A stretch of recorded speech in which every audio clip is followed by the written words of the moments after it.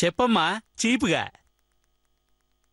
ఎక్కడున్నారు డాడీ? ఇప్పుడే 5 స్టార్ హోటల్కి వెళ్తున్నానమ్మా చీప్గా. సరే, ఇప్పుడు నేను చెప్పేది జాగ్రత్తగా వినండి.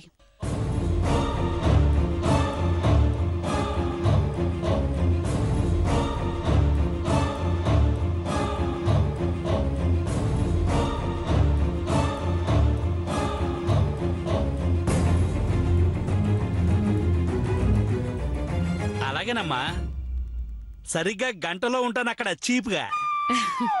కాకపోతే నువ్వు చెప్పినట్టు నాటుకోడి పులుసుతో భోజనం పెడుతుందంటావా మీ అత్తగారు? అయ్యో డాడీ, కోడి పులుసుతో భోజనం పెట్టే బాధ్యత నాది.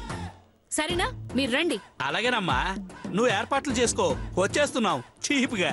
Bye daddy.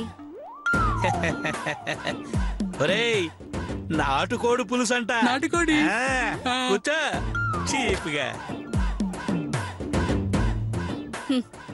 మధు, ఇక నీ పని అవుట్. ఏంటి, మీ డాడీ తమ్ముడు మన ఇంటికి భోజనానికి వస్తున్నారా? కోడి పులుసు వండి రెడీగా పెట్టమన్నారా? అది కాదత్తయ్య గారు, చెయ్యకపోతే ఫీల్ అవుతారు. సర్లే, ఏదో ఒకటి చేస్తానులే, వెళ్ళండి. థ్యాంక్స్ అత్తయ్య గారు. పద. అయ్యో, ఇప్పుడు ఎలా ఎలా ఎలా ఎలా అమ్మ మధు, అమ్మ మధు, వస్తున్నాను అత్తయ్య గారు. మధు. ఏమిటత్తయ్య గారు? అమ్మ మధు, వాళ్ళ నాన్న తమ్ముడు భోజనానికి వస్తున్నారంట. పైగా కోడి పులుసు వండి రెడీగా పెట్టమన్నారట. వాడసలే పిల్ల రాక్షసుడు. వాడి సైజుకి కోడి కాదు కదా, 2 కోళ్ల ఫారాలు వండినా సరే సరిపోదమ్మా.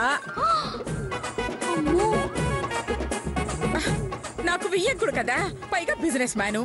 ఎప్పుడు ఏం అవసరం వస్తుందో తెలీదు. అందుకని వండక తప్పదు. అలాగని అన్ని వందలు ఖర్చు పెట్టి వండలేనమ్మా. విషయం అర్థమైంది కాబట్టి ఏదైనా. ఈ మాత్రం దానికి ఆవిడ గారిని సలహా అడగడం ఎందుకమ్మా?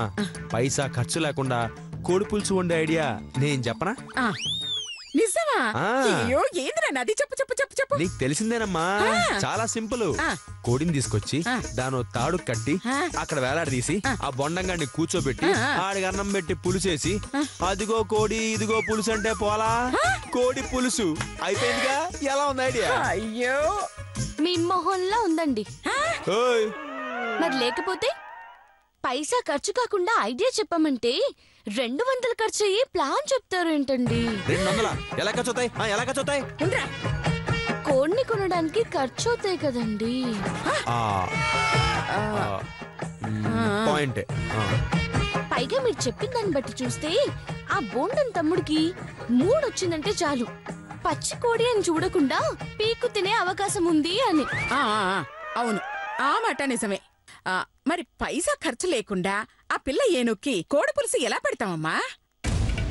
మీరేం టెన్షన్ పడకండి అత్తయ్య గారు, మీకు పైసా ఖర్చు కాకుండా భోజనం పెట్టే బాధ్యత నాది. మీరు ధైర్యంగా ఉండండి. నువ్వు మాట ఇచ్చావంటే నిలబెట్టుకుంటావమ్మా. ఇంకా నాకేం భయం లేదు. అయ్యో, నువ్వు గ్రేట్ అమ్మా.